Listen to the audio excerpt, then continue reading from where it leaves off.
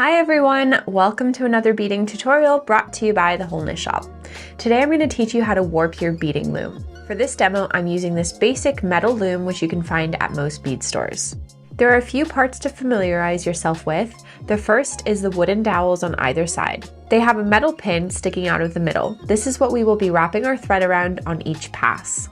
There's also a screw that passes through the wooden dowels which tightens, allowing you to adjust the tension of your thread. On the top, there's a spring-like wire that allows you to separate the threads so that they are evenly spaced for your beads. There are several types of thread that you can use for loom beadwork, but for this demo, I'm going to be using nylon Nymo beading thread, which you should already have on hand. The first step is to take the end of your thread and secure it onto one of the metal pins. I haven't cut my thread at all, so I'm just using it straight from the spool. Make sure the dowels are turned so that the pins are angled slightly upwards. I like to tie a couple overhand knots, then wrap the thread around the pin and tie another couple knots.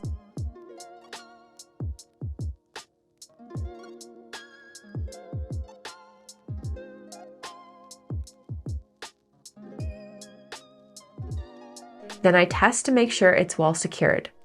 From here, you'll place your thread up onto the metal spring and it should lay in between the wires like this. From here, pull your thread over to the other side of the loom and lay the thread in between the wires of the other spring, keeping it straight across. While keeping the tension tight on the thread, wrap around the pin and back up towards the spring like this. I'm going to double up this thread, so all I do is retrace my steps back to the other side of the loom, matching up both lengths of thread. This is an optional step that I like to do when working with nylon thread to add some strength to the outer threads. Now, just as before, I'm keeping the thread tension tight. I'm passing around the pin, then back up towards the spring. This time I'll lay the thread in between the gap to the right of the previous threads. Then straight across to the spring on the other side, laying it in the corresponding space. Pass the thread around the pin and back up to the spring, laying it in the next space. These are called your warp threads. Keep your tension tight and keep repeating this process, adding more warp threads until you have one more thread than you want beads. So if your design is 9 beads across, you'll make 10 warp threads. When you've added your last thread, wrap around the metal pin several times. Then cut the thread, leaving a 5 to 6 inch tail. This next part is a little tricky. Keep a firm grip on your thread so that you don't lose tension. Then with the other hand, place the thread around the pin like this. This should create a loop in your left hand, then place the tail thread through the loop and pull tight with the other.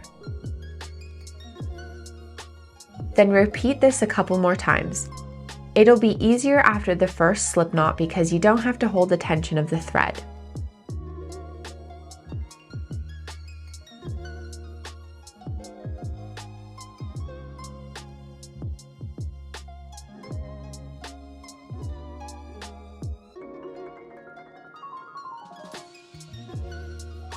Next, gently turn the dowels on each side of the loom so that the pin angles downward.